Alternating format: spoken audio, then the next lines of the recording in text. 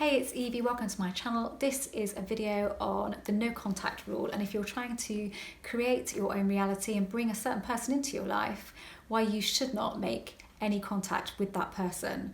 I do apologise to anybody that saw my video yesterday, and it did have quite a lot of views and I did have some comments on it, but when I looked back at that video, I really felt that it was too practical.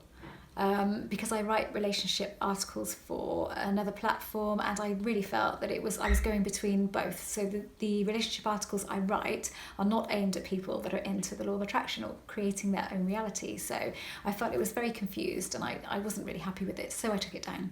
So I'm not going to give you any practical advice on why you shouldn't make first contact, because you probably know all that stuff already anyway. So how do you make no contact work for you? Firstly, you decide that you're going to value yourself and you are going to feel good, and you will feel good by not making contact. Believe me, you will. You'll be empowered by not being that one to pick up the phone and text your certain person or call them. You want to let reality do this. You don't want to stuff it up by thinking that you know best. And we don't know best. We think we do. Our egos will not let us think otherwise, but you need to try and ignore that and accept that this reality line can only be opened up for you if you leave it alone.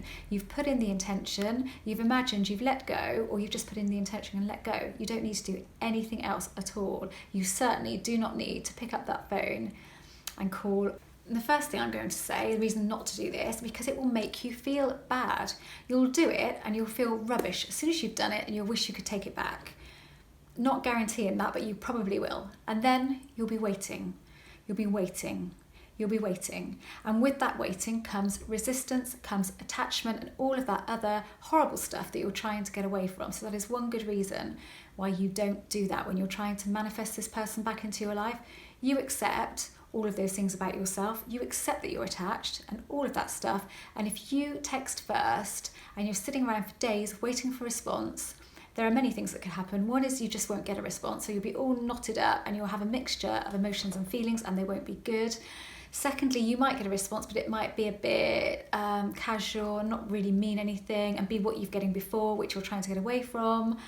Or third thing, it could be, is you could be told, please leave me alone, don't text me anymore. That is possible if you really got into a bad situation here. So I can't think of anything positive that can come of texting or messaging, emailing, calling. You will end up feeling bad about yourself, rubbish about yourself, and that's not where we want to be here. We need to put out some positive vibration. We need to feel differently about that person to start with, so we need to forget all of the preconceived ideas that we have about that person, and we need to change our core belief, how we feel about that person. How are they going to behave differently? But we have to believe that they can behave like that. We have to create another version. So the version that comes to you is not going to be that old version. It's going to be another new version. And if you make contact first, all you will get back is what you were getting previously. You get the same stuff over and over and over. You can manifest somebody in and out of your life, in and out of your life, in the same way, on and on and on. You could do that for years and years and years. But what would be the point? Because we don't want that version. It didn't work. It doesn't work. We need something different. Be sure why you want this person in your life. Think of all the attributes and all the great things about them.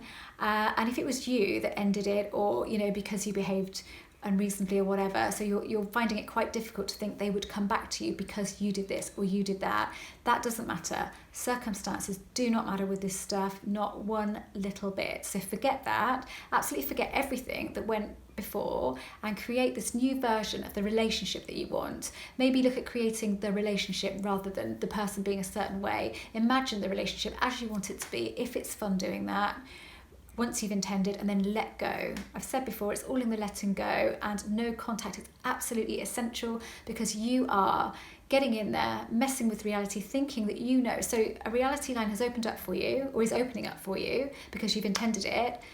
And then in essence, what you've done by contacting them first is saying, oh, actually, scrap that reality line. I don't want that. I want this way. I want more of the same. That's what you're saying to the universe or reality or whatever.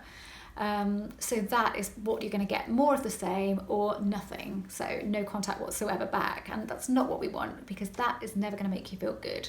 Please don't make first contact. Practice letting go, practice letting go, practice letting go. It's all in the letting go. Everything with this stuff is in the letting go.